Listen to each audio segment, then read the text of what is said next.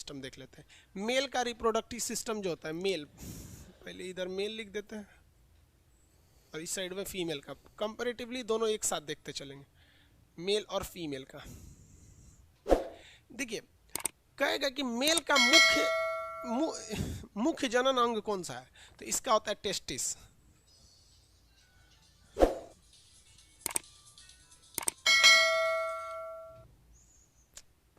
Hello,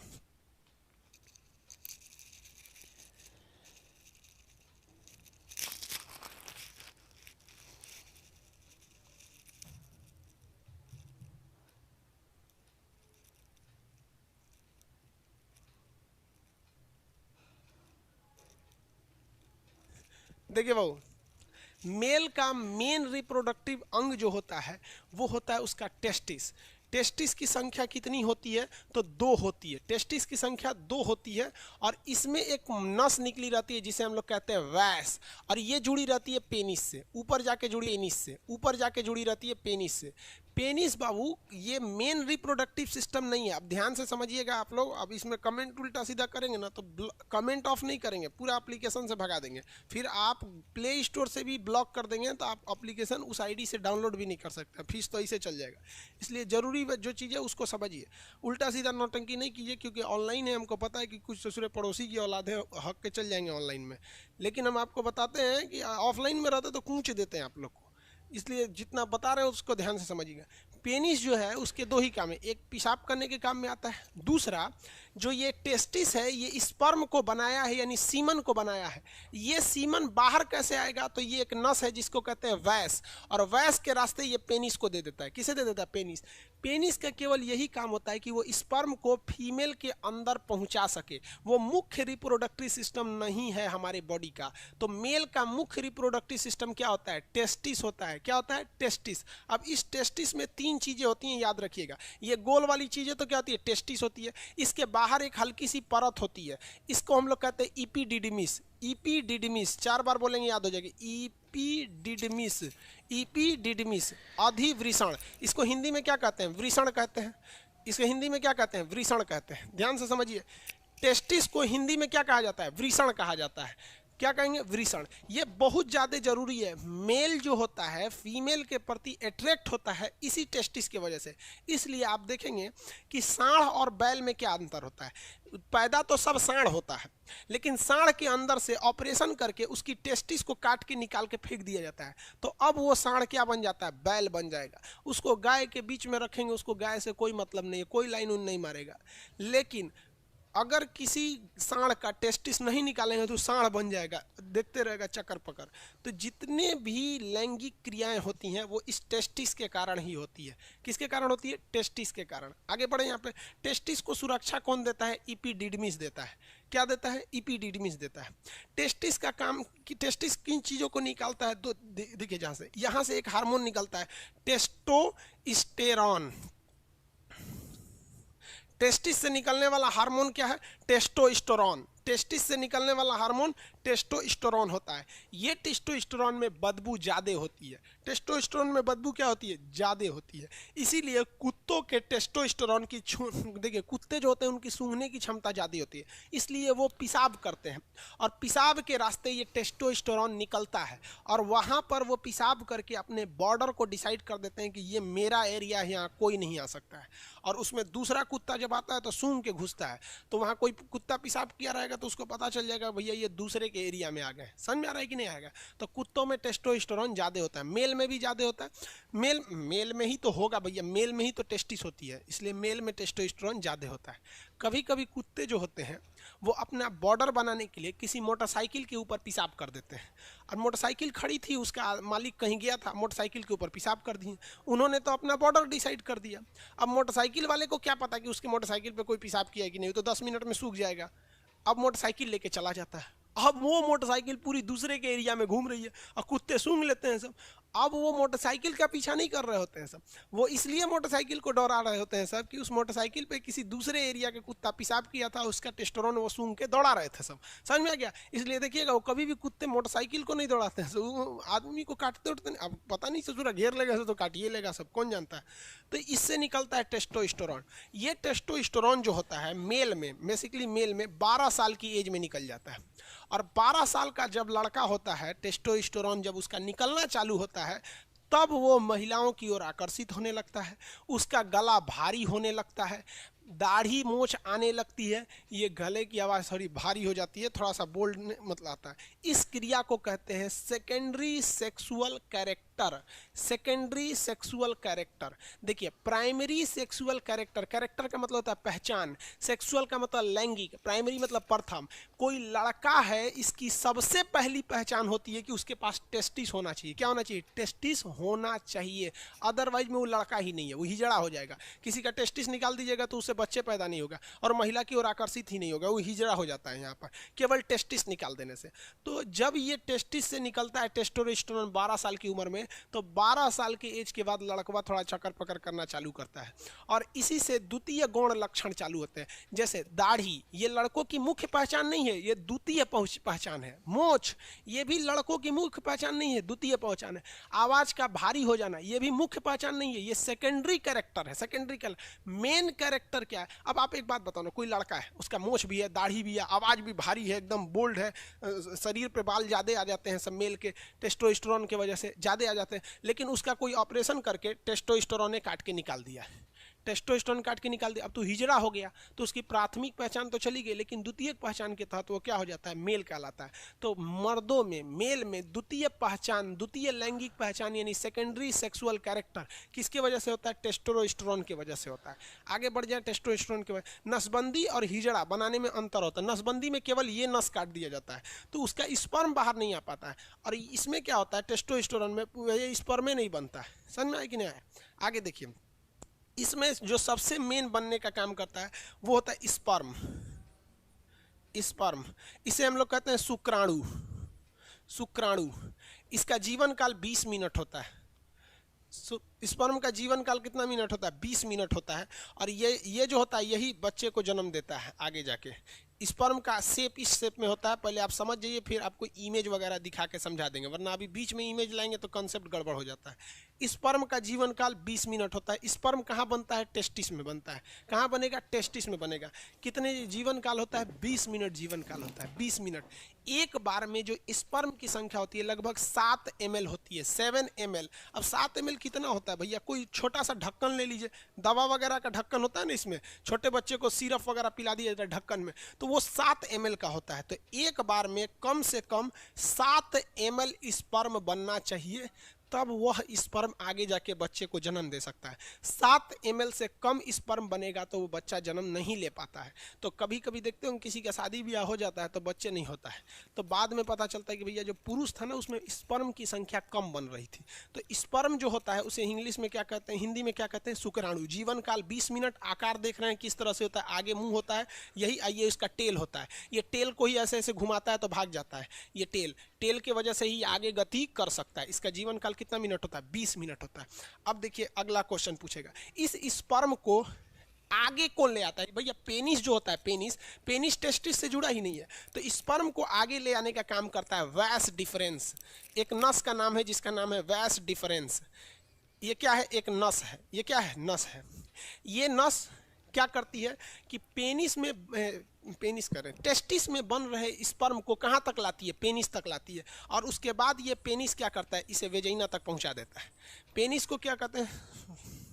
सिस्म कहते हैं। सिस्म, उसे वृषण कहते हैं, इसे सिस्म कहते हैं।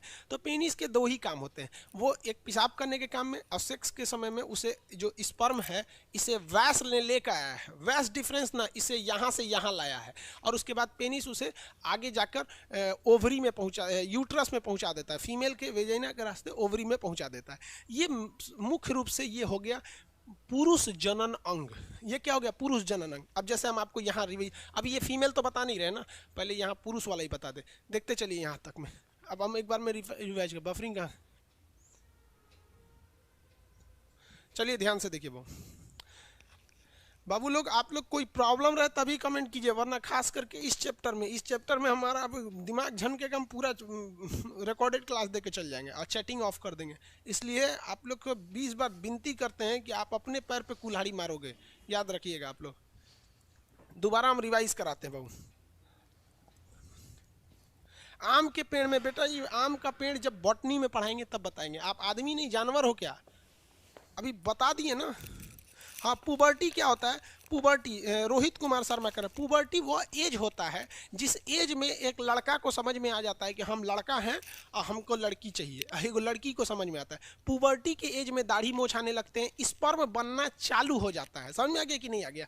और पुबर्टी के एज में महिलाओं में क्या होता है? स्तन का उभार हो जाता है और मेंसुरेशन साइकिल चालू होती है। उस अवस्था को कहते हैं पुबर्टी एज। लड़कों में 12 साल में, लड़कियों में 13 से 14 साल में हो जाता है। एक आदमी कह रहे हैं सर जिसका एक ही टेस्टिस रहेगा तो क्या होगा? स्पर्म की संख्या कम बनेगी, लेकिन कोई दिक्कत नहीं। जिस तरह से एक किडनी रहता है तो काम तो करता ही है, लेकिन उतना अच्छा से काम नहीं करता है, तो इसमें वो हिजड़ा नहीं बनेगा। अब एक बार रिवाइज करा देते हैं, फिर आपको कॉन्सेप्ट क्लियर हो जाएगा फिगर के हिसाब से। अब तो ये बता ही दिए। देखिए भाव, ये जो हो जाता है ये हो गया टेस्टिस। टेस्टिस की संख्या कितनी होती है? 2 होती है। टेस्टिस की संख्या 2 होती है। टेस्टिस को बाहर से सुरक्षा कौन देता है? इपीडिडमिस। कौन देता है? इपीडिडमिस। क्या होता है? ईपीडी, अधिवृषण कहते हैं। हिंदी में टेस्टिस को क्या कहते हैं? वृषण कहते हैं, विषण कहते हैं। समझ में आ गया कि नहीं? टेस्टिस का काम क्या होता है? टेस्टिस से कितने हार्मोन? टेस्टोस्टेरोन हार्मोन निकलते हैं जो बदबू देते हैं। वहां पर जो कुत्तों वगैरह में, जानवर, इंसानों में कम बदबू देते हैं टेस्टोस्टेरोन। और क्या निकलता है? स्पर्म। स्पर्म का जीवन काल 20 मिनट होता है। कितना होता है? 20 मिनट। कितना होता है भाई? 20 मिनट होता है। आगे समझते हैं, यहाँ ध्यान से देखिए। ये हो गया। ये नस का नाम क्या होता है? वैस डिफरेंस। ये नस का नाम क्या होता है? वैस डिफरेंस। वैस डिफरेंस होता है। इस नस को क्या कहते हैं? वैस कहते हैं, वैस। और ये जाके जुड़ा रहता है किससे? पेनिस से जुड़ा रहता है। किससे जाके जुड़ा रहता है? पेनिस से। पेनिस पेशाब और स्पर्म को बाहर पहुंचाता है, लेकिन स्पर्म को लेके कौन आता है? वैस। इसीलिए जब कभी भी इस वैस को काट दिया जाता है ना, यहां से काट देता है डॉक्टर, तो उसको कहते हैं वैस्कोटॉमी। टॉमी मैंने काट के निकाल दिया। कौन है चीज को काट के निकाला? वैस को काट के निकाल दिया। तो लड़का चोट्टा पढ़ता है कि पुरुष नसबंदी वैस्कोटॉमी कहलाता है। कंसेप्ट से पढ़ेगा ना तो पढ़ना ही नहीं पड़ेगा, एक बार में बस। अरे वैस को काट दिया तो टॉमी, वैस्कोटॉमी। समझ में आ गया कि नहीं? फीमेल में बताएंगे कैसे ट्यूबोकोटॉमी हो जाता है। तो इस वैस को काट देंगे तो नसबंदी हो जाता है।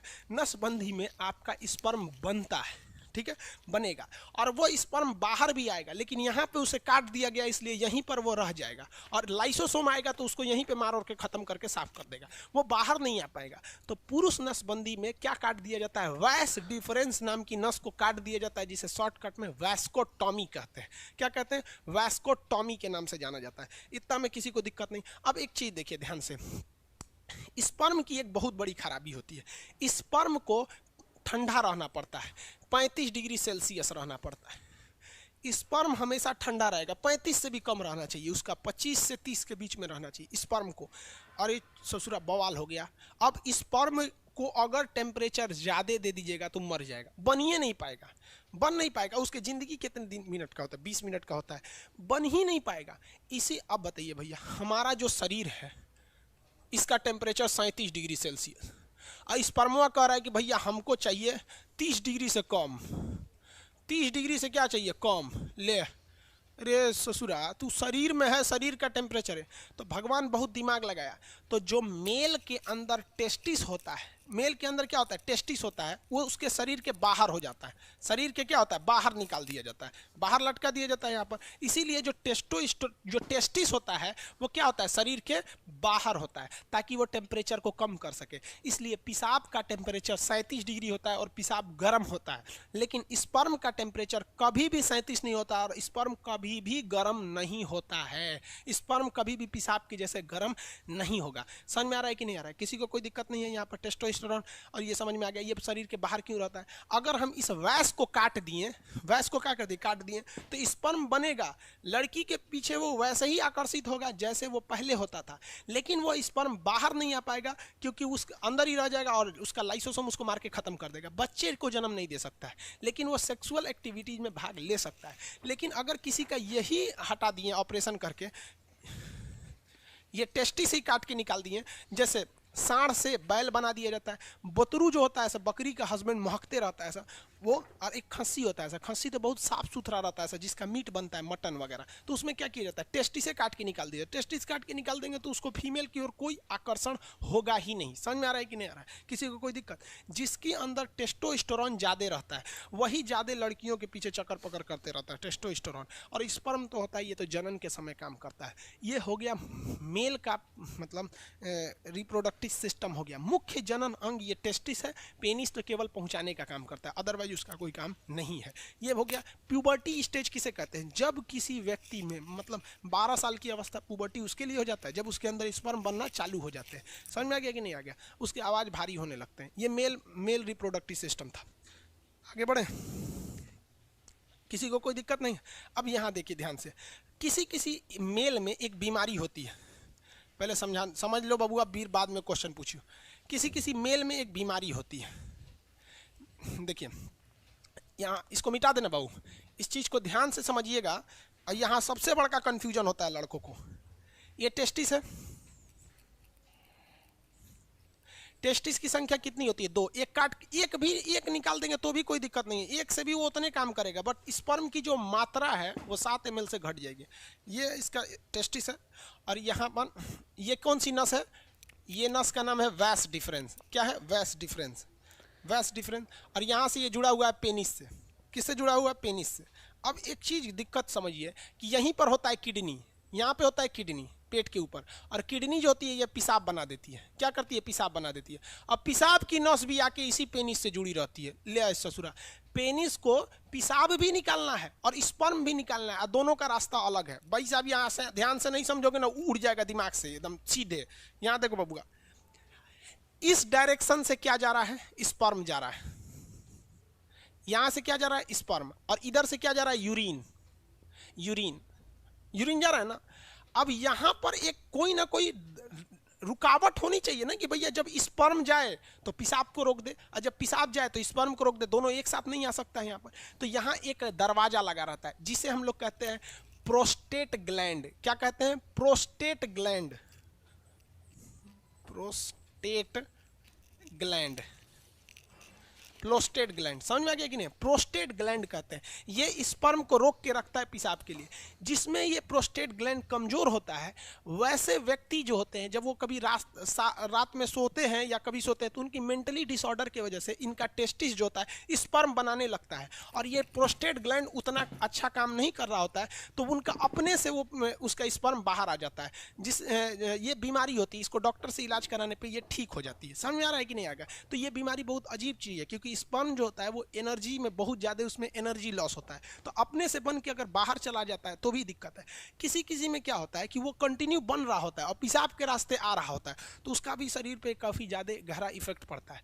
अगर यहाँ पर और मेस्टरबेशन जो होता है, मेल और फीमेल दोनों में मेस्टरबेशन होता है। मेस्टरबेशन उसे कहते हैं कि बिना सेक्स की फीलिंग करना मेस्टरबेशन कहलाता है। और इसमें क्या करता है? पुरुष अपने स्पर्म को जानबूझ के बाहर निकालता है। अगर ये ज़्यादा कर देता है पुरुष, जब कभी भी ज़्यादा ओवर मेस्टरबेशन हो जाता है तो ये प्रोस्टेट ग्लैंड कमज़ोर हो जाती है, फिर उसको एक लंबा चौड़ा खामियाजा भुगतना पड़ता है आगे जाके, और ये एक प्रोस्टेट कैंसर का रूप ले लेता है। मर्दों में सबसे कॉमन है प्रोस्टेट कैंसर, और महिलाओं में सबसे कॉमन है ब्रेस्ट कैंसर।